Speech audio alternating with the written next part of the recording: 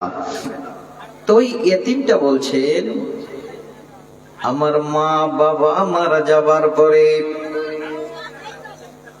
আমার ওই বাবার কুড়ে ঘর, ওই ঘরে আমি একা একা যেন জীবন যাপন করি। আমার বাবার এমন বড় কিছু অর্থ সম্পদ ছিল না। আমার বাবার মদিনার বুকে একটা ছোট্ট খেজুর বাগান ছিল।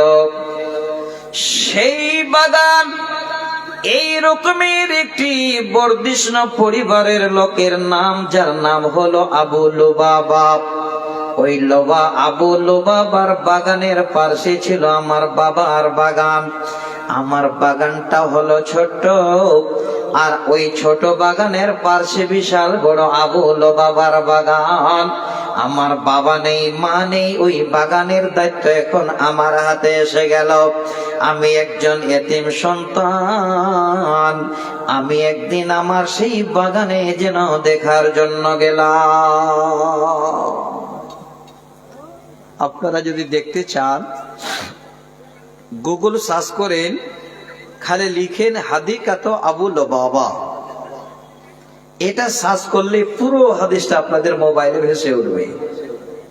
পুরো হাদিসটা আপনারা জানতে পারবেন, পড়তে পারবেন যে মাওলানা সাহেব হাদিসটা সঠিক বলেছেন কিনা। এবার ওই এতিম ছেলেটা বলছে, একটু মন দেবেন ভালো করে। আমি যখন বাগানে গেলাম, ওই বাগানে গিয়ে দেখি একটু হালকা ঝড় বৃষ্টিতে ওই গাছের পাকা তাজা খেজুর গুলো যেখানে সেখানে পড়ে আছে। সেই ছেলেটা বাগানের ধার দিয়ে হাঁটছে। দুইটি বাগান একদম পাশাপাশিতে, যেমন আপনি আপনার জমিনে ধান লাগান, তার পাশে প্রতিবেশী আপনার ধান লাগান, মাঝখানে একটা আইলের বেড়া থাকে। ওই এতিম ছেলেটা বলেন, আমাদের বাগানের মাঝখানে ছোট্ট একটা যেন ফাঁকা জায়গা আছে। এইদিকে আমার বাবার বাগান, মানে আমার বাগান, আর বাম দিকে হলো আবু লুবাবার বাগান। আমি আবার হাঁটতে হাঁটতে দেখি ওই বাগানের খেজুর গুলো পড়ে যেখানে সেখানে ছত্রভঙ্গ হয়ে গেছে। আমরা কি করব? যেদিককার খেজুর হোক সব জড়িয়ে এক জায়গায় বোরায় ভরবো। ওই লুবাবা, সে বাগানের মালিক আসেনি, হয়তো তারও খেজুর মাঝখানে পড়েছে, আমার দিকে ছিটে এসেছে, সব জড়িয়ে ঢুকাবো। এতিম ছেলেটা যেন বলছেন, আমি আমার দেমাকে এটাই চিন্তা করলাম, এখানে আমার বাগানের খেজুর, আবু লুবাবার বাগানের খেজুর, দুইটা বাগানের খেজুর যেন পড়েছে। এখন একাই আমার সব বড়ায় ভরিয়ে নেওয়াটা অন্যায় হয়ে যাবে না। তারও বাগানের খেজুর সে নেবে, আমার বাগানের খেজুর আমি নেব, আদা আদা করে নেব। আমার দিকে যেগুলো আছে আমি নেব, তার দিকে যেগুলো গেছে সে নেবে। এবার মাঝে একটা ব্যবস্থা করি। কি ব্যবস্থা? ভাই ভাই যখন বনি বনাতে হয় না, বাবার একটা বাড়ি দিয়ে যায়, তোর মাঝখানে একটা পার্টিশন দে না, যে তোর মুখ আমি দেখবো না, ও বলে তোর মুখ আমি দেখবো না। তো আবু লুবাবার বাগান বিশাল বড় বাগান, অভাব নেই, এত বড় মানুষ ছিলেন মদিনাতে। আর ওই এতিম ছেলে ছোট্ট একটা বাগান। এবার নিজেই যেন ভালো থাকার জন্য, যেন কোনোদিন খেজুরের নিয়ে সমস্যা না হয়, এবার বেড়া দিতে শুরু করেছেন, একটা বাউন্ডারি দিতে দিতে ঠিক কিছু দূর যাবার পরে মাঝখানে একটা বড় খেজুর গাছ বাঁধা হয়ে দাঁড়িয়ে গেছে। এটা দোসীমানা আমরা বলি। ঠিক মাঝখানে সেই খেজুর গাছটা যেন এবার দাঁড়িয়ে আছে। ওই এতিম ছেলেটা বলছে, আমি আবার যদি আমার ওই প্রাচীরটা সোজা করে দিতে যাই, তাহলে খেজুরের গাছটা কাটতে হবে। আর ওই খেজুরের গাছটা আমার আয়ত্ত নয়, এটা আবু লুবাবার আয়ত্তে রয়েছে।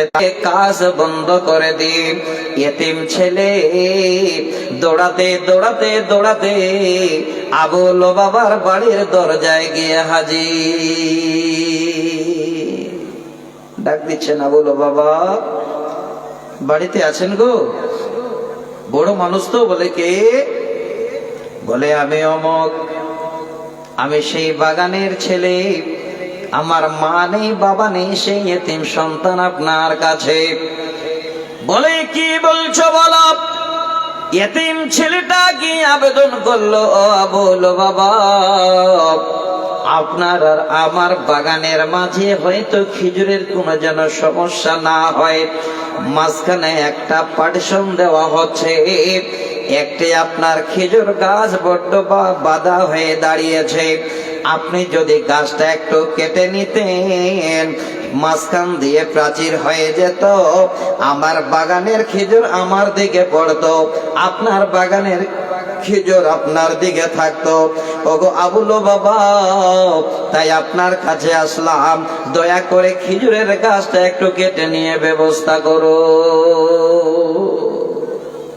যারা অবস্থাশালী লোক, যাদের টাকা পয়সা অনেক, যাদের মুখের জোর বেশি আছে, তারা কি বলে জানেন? যা, আমার প্রয়োজন নেই, আমার গাছ আমার জায়গায় থাকবে। কি বলবে? ছোট ছেলে চলে আসলেন, এসে দৌড়াতে দৌড়াতে সারা বিশ্বের মানব কুলের শিরোমানব, জিনার ফায়সালের উপরে পৃথিবীর আর কোন মানুষের ফায়সালা সূক্ষ্ম হয় না, তিনি হলেন নবী মুহাম্মদ রাসূলুল্লাহ। কি পড়বেন? সাল্লাল্লাহু আলাইহি ওয়াসাল্লাম।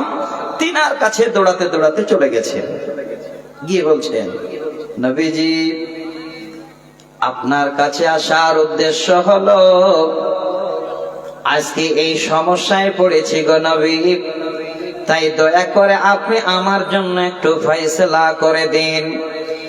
আল্লাহর নবী সাহাবীদের নিয়ে আছেন, এমন সময় কথা বলা, আল্লাহর নবী কথাটা শোনার পরে বলছেন, শোনো রে বাবু, আমি তোমার জন্য চেষ্টা করে ফয়সালা করে দিচ্ছি।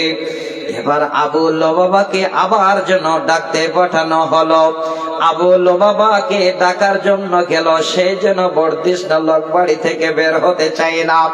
স্বয়ং নবী এবার আবু লুবাবার কাছে গিয়ে বলছেন, হে আবু লুবাবা, আমি তোমার কাছে এসেছি, শোনো, তোমার আর এই এতিম সন্তানের বাগানের মাঝে একটা খেজুর গাছ তোমার আছে, ওই গাছটাকে যদি তুমি কেটে নাও, তাহলে প্রাচীরটা সোজা হয়ে যাবে, আর ভবিষ্যতে কোনোদিন তোমাদের সমস্যা হবে না। আবু লুবাবা, তুমি একবার খেজুরের গাছটার ব্যবস্থা করে দাও। আবু লুবাবা এবার চোখ রাঙ্গি গোলা উঁচু করে বলে, না না না, আমার গাছ আমার জায়গায় থাকবে, আমি আমার গাছকে কাটবো না, আমার কোনো প্রয়োজন নেই।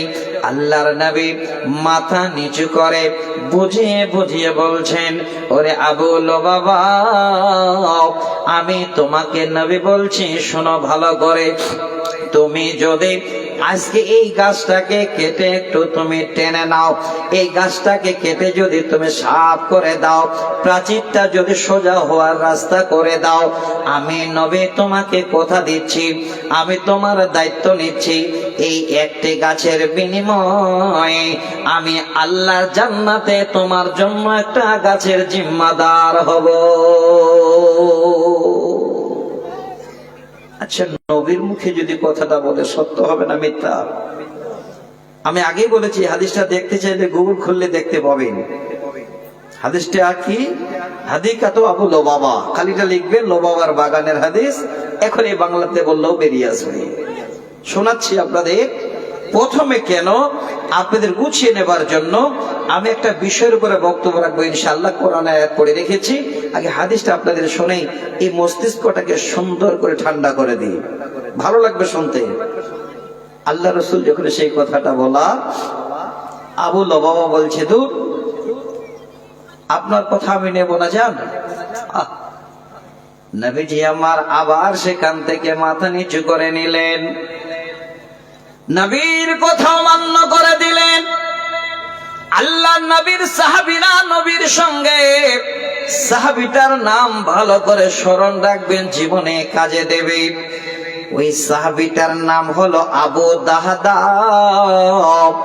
আবু দাহদা পিছনে যেন দাঁড়িয়ে